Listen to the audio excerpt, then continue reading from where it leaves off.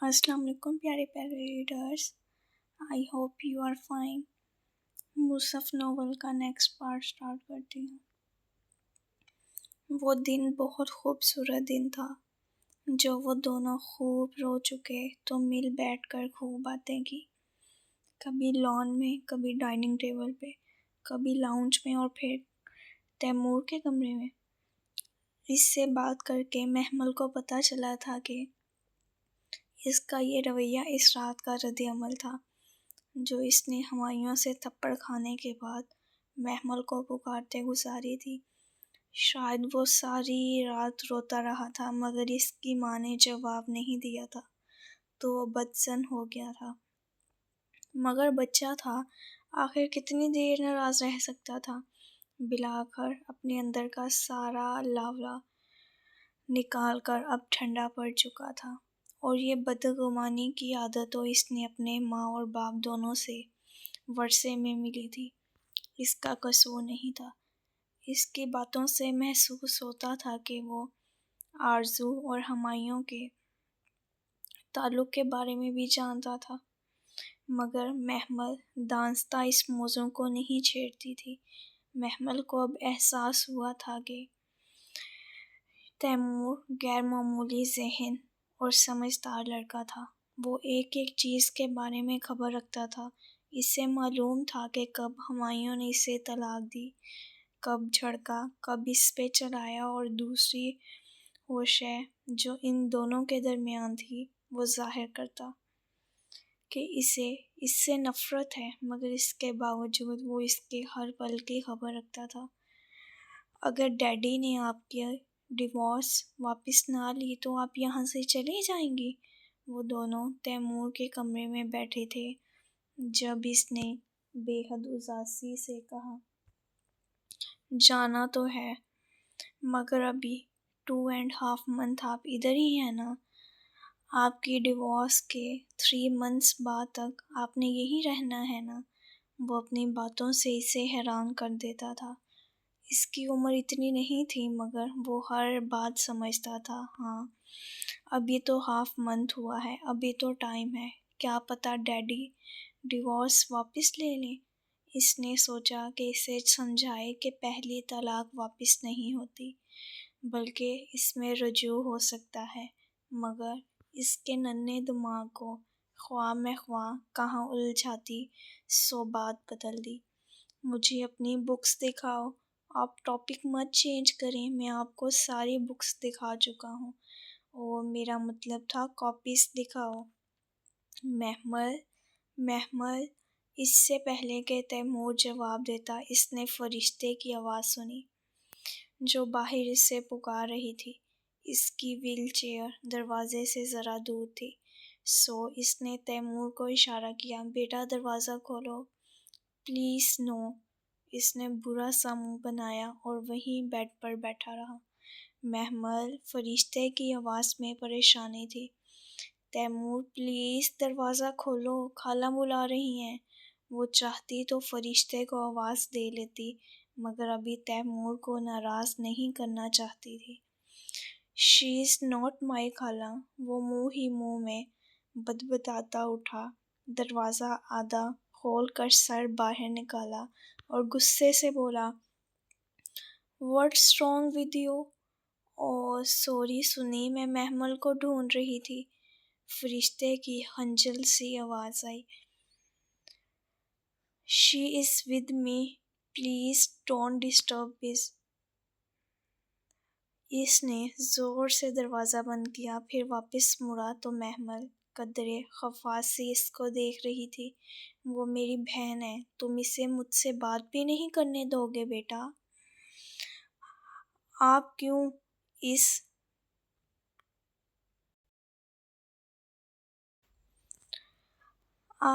Us which number 2 کو پسند کرتی ہیں؟ میرا تو دل کرتا ہے اس سے کہوں اپنا بروم اسٹاک اٹھائے اور یہاں سے چلی جائے۔ بگڑ کر کہتے ہوئے اس نے پلٹ کر دروازہ کھولا۔ آ جاؤ۔ فرشتے کا چہرہ دکھائی دیا تو محمل نے مسکرا کر کہا۔ وہ حیران سی دروازے میں کھڑی تھی۔ تم اور سنی؟ او گاڈ، یہ سب کیسے ہوا؟ وہ حیرت زدہ بھی تھی اور خوش بھی۔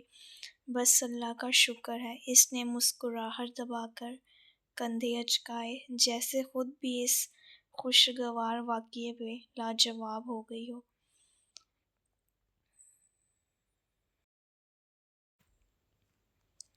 آئی ایم سو ہیپی محمل۔ فرد جذبات سے محمل کی آنکھیں ڈبڈبا گئیں، اور اس سے پہلے کہ محمل جواباً کچھ کہہ پاتی، تیمور زور سے بولا، نو یو آر ناٹ، آپ جھوٹ بولتی ہو۔ مجھے سب پتہ ہے۔ فرشتے کا چہرہ مانند پڑ گیا۔ سنی میں، you can go now, just go, okay? وہ ایک دم زور سے چلایا۔ فرشتے لب کاٹتی ایک دم پلٹی اور تیزی سے اپنے کمرے کی طرف چلی گئی۔ تیمور بھی غصے میں مٹھیاں بھینچ رہا تھا۔ وہ گئی تو اس نے زور سے دروازہ بند کیا اور قریب رکھا کاغذ پھاڑ ڈالا، پھر اس کے ٹکڑے دروازے پہ دے مارے۔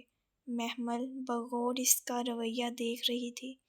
وہ واپس آ کر بیڈ پہ بیٹھا تو اس نے اس کی رف کاپی اٹھائی، 3 صفحے نکال کر اس سے پکڑاتی جا رہی تھی، اور وہ وحشیانہ انداز میں اسے پھاڑتا جا رہا تھا، یہاں تک کہ وہ تھک گیا اور سر ہاتھوں پہ گرا دیا۔ محمل نے اس کی کاپی بند کر کے بیڈ پر ڈال دی۔ اٹھو، پانی پی اور مجھے بھی پلاؤ۔ اس کے اندر کا لاوا باہر آ چکا تھا، سو خاموشی سے اٹھا اور باہر چلا گیا۔ چند لمحوں بعد واپس آیا تو اس کے ہاتھ میں پانی سے بھرا شیشے کا گلاس تھا۔ محمل نے گلاس تھاما، پانی پیا اور پھر گلاس واپس اس کی طرف بڑھایا۔ اس کو بھی دیوار پہ مارو اور توڑ دو۔ تیمور لب کاٹتے اسے دیکھتا رہا۔ گلاس لینے کے لیے ہاتھ نہیں بڑھایا، اسے توڑنا چاہتے ہو؟ نو۔ اب وہ ٹھنڈا پڑ چکا تھا۔ چلو لان میں چلتے ہیں، میں تمہیں ایک سٹوری بھی سناؤں گی۔ اس کی بات پہ وہ مسکرا دیا اور گلاس اس سے لے کر دروازہ کھولا، پھر ایک طرف ہٹ کر اسے راستہ دیا۔ وہ آسودگی سے مسکراتی وہیل چیئر کے پہیوں کو دونوں ہاتھوں سے گھماتی آگے بڑھنے لگی۔ وہ دونوں لاؤنج میں بیٹھے تھے۔ محمل کے ہاتھ میں قرآن کے قصوں کی کتاب تھی اور وہ موسیٰ علیہ السلام کا قصہ تیمور کو سنا رہی تھی۔ ان گزرے کچھ دنوں میں اس نے آہستہ آہستہ بہت سے قصے تیمور کو سنا ڈالے تھے۔ وہ چاہتی تھی کہ تیمور میں قرآن کا شوق پیدا ہو جائے، اور پھر موسیٰ علیہ السلام کی ماں کا دل خالی ہو گیا۔ دروازہ کھلنے کی آواز پر وہ لاشعوری طور پر رک گئی۔ جانتی تھی اس وقت کون آیا ہوگا۔ بھاری قدموں کی چاپ سنائی دی تھی۔ اس نے سر نہیں اٹھایا۔ آگے بتائیں نا ماما۔ تیمور چند لمحوں کے انتظار کے بعد بے چین ہو گیا۔ اسی پل ہمایوں اندر داخل ہوا۔ بے ساختہ ہی محمل نے سر اٹھا لیا۔ وہ تھکا تھکا سا سرخ آنکھیں لیے آستینے کہنوں تک فولڈے چلا آ رہا تھا۔ ان دونوں کو یوں اکٹھا بیٹھے دیکھ کر ایک دم ٹھٹک کر رکا۔ آنکھوں میں واضح حیرت اور الجھن ابھری۔ وہ پچھلے دنوں کافی دیر سے گھر آ رہا تھا اور سوئے اتفاق وہ ان کی اس دوستی کے بارے میں کچھ جان نہ سکا، نہ ہی دیکھ سکا۔ محمل نے نگاہیں کتاب پر جھکا لیں اور آگے پڑھنے لگی۔ اسی لمحے فون کی گھنٹی بجی۔ تیمور صوفے سے اٹھا اور لپک کر فون ریسیور اٹھایا۔ ہیلو۔ کچھ دیر تک وہ دوسری طرف سنتا رہا، پھر سر ہلایا۔ جی وہ ہیں، 1 منٹ۔ وہ ریسیور ہاتھ میں پکڑے محمل کی طرف گھما۔ اسی پل ہمایوں کے کمرے کا دروازہ کھلنے کی آواز آئی۔ ماما، آپ کا فون ہے؟ کون ہے؟ وہ ذرا حیران ہوئی۔ اس کے لیے بھلا کہاں فون آتے تھے؟ وہ کہہ رہے ہیں ان کا نام آغا فواد ہے۔ تیمور نے ریسیور اس کی طرف بڑھایا۔ تار لمبی تھی، ریسیور اس تک پہنچ ہی گیا۔ آغا فواد، وہ بے یقینی سے بڑبڑائی، پھر ریسیور تھاما۔ کتنی ہی دیر وہ سن سی اسے کان کے ساتھ لگائے بیٹھی رہی۔ ہیلو، اور پھر بامشکل لفظ ہونٹوں سے نکل ہی پایا تھا کہ کسی نے سختی سے ریسیور اس کے ہاتھ سے کھینچ لیا۔ محمل نے بری طرح چونک کر پیچھے دیکھا۔ میرے گھر میں یہ سب نہیں ہوگا، یہاں سے جا کر جو بھی کرنا ہو کر لینا، ریسیور ہاتھ میں لیے ہوئے درشتی سے کہتا ہوا۔ وہ محمل کے ساتھ آغا فواد کو بھی سنا چکا تھا۔ وہ ششرت سی بیٹھی رہ گئی۔ ہمایوں نے ایک شعلہ بار نگاہ اس پر ڈالی اور ریسیور کھٹاک سے کریڈل پر ڈال دیا۔ پھر جیسے آیا تھا اسی طرح تیز تیز سیڑھیاں چڑھتا گیا۔ تیمور خاموشی سے مگر بغور سب دیکھ رہا تھا۔ ہمایوں واپس ہو لیا تو وہ آہستہ سے محمل کی طرف بڑھا۔ ماما، اس نے ہولے سے محمل کا ہاتھ چھوا، پھر ہلایا۔ وہ اسی طرح شل سی بیٹھی تھی۔ ایک بار پہلے بھی ان کا فون آیا تھا آپ کے لیے۔ ڈیڈی نے تب ان کو کہا تھا یہاں کوئی محمل نہیں رہتی ماما۔ ڈیڈی ان کے ساتھ ایسا کیوں کرتے ہیں؟ وہ تو آپ کے کزن ہیں نا۔ وہ ابھی تک سن تھی۔ پہلی بار ہمایوں نے اتنی زہریلی بات کی تھی۔ یہ اتنا سارا زہر اس کے اندر کس نے بھر دیا تھا؟ اچھا چھوڑے نا، مجھے اسٹوری آگے سنائے۔ وہ اس کے ساتھ صوفے پہ بیٹھ گیا اور اس کا ہاتھ ہلا کر اسے متوجہ کیا۔ محمل نے سر جھٹک کر کتاب اٹھا لی۔ وہ لون میں بیٹھی تھی اور تیمور پانی کا پائپ اٹھائے گھاس پہ پانی کا چھڑکاؤ کر رہا تھا۔ قطرے موتیوں کی طرح سبز گھاس پر گر رہے تھے۔ جب اسے زندگی میں غب اندھیرا نظر آنے لگتا تھا، وہیں پہ فجر کی پہلی کرن چمکی تھی۔ ہمایوں کی بے وفائی کا غم اب اتنا شدید نہیں رہا تھا جتنا اس سے قبل تھا۔ تیمور کی محبت مرہم کا کام کر رہی تھی۔ شام اتر رہی تھی جب اس نے گیٹ پر آہٹ سنی تو گردن موڑ کے دیکھا۔ فرشتے نے باہر سے ہاتھ اندر کر کے گیٹ کا ہک کھولا تھا اور اب وہ دروازہ کھول کے داخل ہوئی تھی۔ اس کے ہاتھ میں ہینڈ بیگ تھا اور وہ اپنے مخصوص سیاہ عبایا اور اسکارف میں ملبوس تھی جس میں اس کا چہرہ دمک رہا تھا۔ وہ غالباً مسجد سے آ رہی تھی۔ اس وقت وہ ادھر پڑھانے جاتی تھی۔ السلام علیکم، جلدی آ گئی؟ اسے آتے دیکھ کر محمل نے مسکرا کر مخاطب کیا۔ ہاں بس ذرا تھک گئی تھی۔ وہ تھکان سے مسکراتی اس کی طرف چلی آئی۔ کھانا کھا لیں؟ آپ نے دوپہر میں بھی نہیں کھایا تھا۔ ہاں کھاتی ہوں، اس نے تھکے تھکے انداز میں کہہ کر انگلی سے کنپٹی سہلائی۔ اس کی مخروطی انگلی میں چاندنی کی وہی انگوٹھی تھی جو وہ اکثر دیکھتی تھی۔ جانے کیوں وہ محمل کو قدرے پریشان لگ رہی تھی۔ خیریت فرشتے، مجھے آپ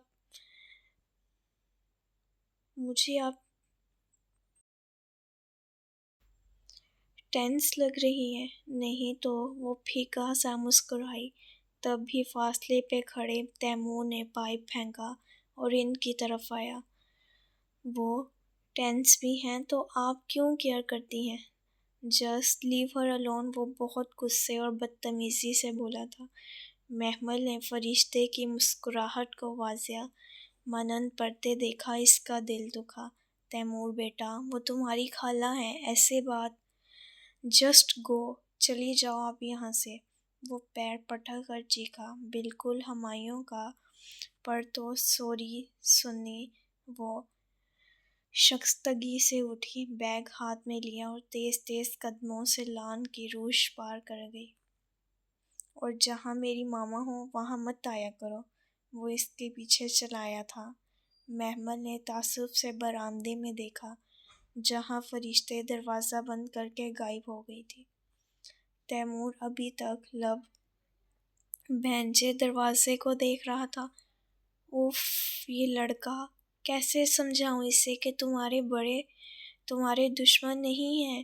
وہ سر جھٹک کر رہ گئی. وہ کچن میں اپنی ویل چیئر پہ بیٹھی تھی. گود میں ٹوکری تھی جس میں مٹر رکھے تھے. تیمور بلقیس کے ساتھ مرکز تک گیا تھا. وہ مٹر چھیلتے ہوئے لاشعوری طور پر اس کا انتظار کر رہی تھی. کچن کا دروازہ نیم وا تھا. وہ ویسے بھی اس سمت میں بیٹھی تھی کہ لاؤنج میں نظر نہ آ سکتی تھی. تبھی اس سے بیرونی دروازہ کھلنے کی آواز آئی اور 7 قدموں کی چال بھی، پھر قریب آتی آوازیں. مٹر چھیلتے اس کے ہاتھ ٹھہر گئے. ایسا کب تک چلے گا ہمایوں؟ وہ آرزو تھی اور تنگ کر کہہ رہی تھی. کیا انجان مت بنو، ہم کب شادی کر رہے ہیں؟ ان کی آواز قریب آ رہی تھی. وہ دم سادے بیٹھی رہ گئی. مٹر کے دانے ہاتھ سے پھسل گئے. کر لیں گے، اتنی جلدی بھی کیا ہے؟ کیا مطلب جلدی؟ اتنا عرصہ ہو گیا ہے تمہیں اسے طلاق دیے ہوئے. اس کی عدت ختم ہو لینے دو. اور کب ختم ہوگی وہ؟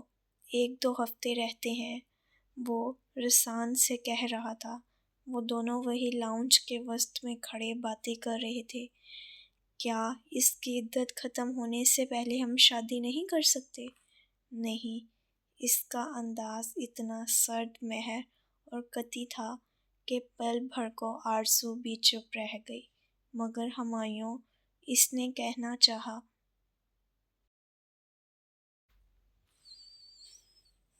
کہنا نہیں، وہ اب سختی سے بولا تھا. کہا نا نہیں، وہ اب سختی سے بولا تھا.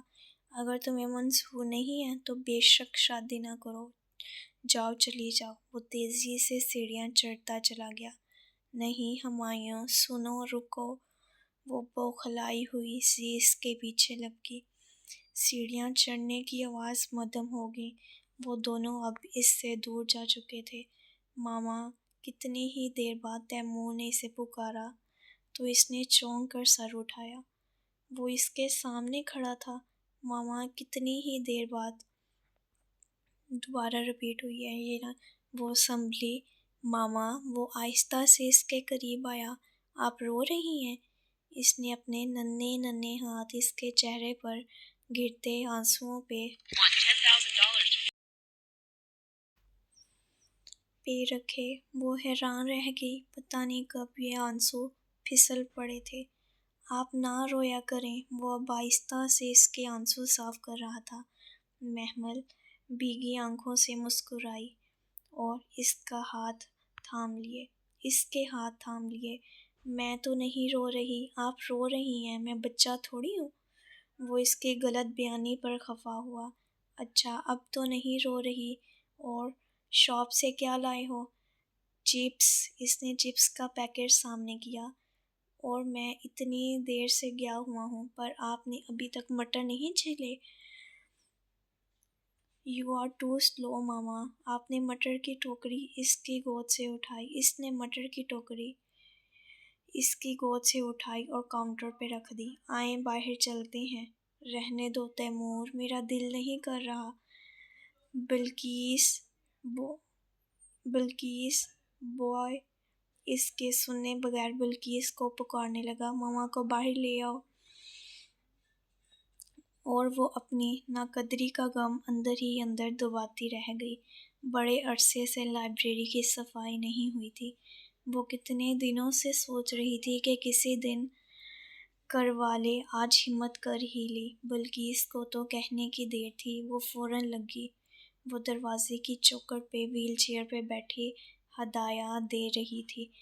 یہ والی بکس اندر رکھ دو، اس طرف والی سامنے کر دو، میز سے یہ سب ہٹا لو اور اس والے شیلف میں رکھ دو. جھاڑ پون سے گرد آ رہی تھی. سالوں سے کسی نے کتابوں کو صاف نہیں کیا تھا.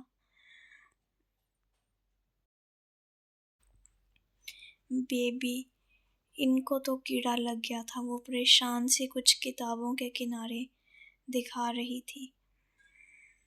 بیبی، ان کو تو کیڑا لگ گیا ہے. وہ پریشان سی کچھ کتابوں کے کنارے دکھا رہی تھی. تاریخ کی پرانی کتابیں، ان کو الگ کر دو اور وہ دراز خالی کرو، یہ اس میں رکھ دیں گے۔ اچھا جی۔ بلقیس اب اسٹڈی ٹیبل کی درازوں سے کتابیں نکال رہی تھی۔ ان کو اس آخری شیلف پہ نہ سیٹ کر دو؟ اس سے دراز سے نکلنے والی کتابوں کے ڈھیر کی طرف اشارہ کیا۔ ہاں کر دو، اس سے بھلا کیا اعتراض تھا؟ بلقیس پھرتی اور انہماک سے کتابیں صاف کر کے اوپر لگانے لگی۔ ڈھیر ذرا ہلکا ہوا تو اسے اس کتابوں کے بیچ ایک بولا ہوا خاکی لفافہ رکھا نظر آیا۔ یہ لفافہ اٹھا کر دو، شاید ہمایوں کے کام کا ہو۔ کتابیں سیٹ کرتی بلقیس رکی اور خاکی لفافہ اٹھا کر اسے تھمایا۔ لفافہ وزنی نہیں تھا مگر بھولا ہوا تھا۔ اس نے الٹ پلٹ کر دیکھا، کوئی نام پتہ نہیں لکھا تھا۔ اوپر اکھڑی ہوئی سی ٹیپ لگی تھی، جسے کھول کر پھر لگا دی گئی ہو۔ پتہ نہیں کس کا ہے۔ بنا کسی تجسس کے ٹیپ اتاری اور لفافہ گود میں الٹا دیا۔ ایک عدالتی کاغذ اور ساتھ ایک سفید خط کا کور گود میں گرا۔ اس نے زرد عدالتی کاغذ اٹھایا، اس کی تہیں کھولیں اور چہرے کے سامنے کیا۔ اسٹامپ پیپر کی تحریر کے نیچے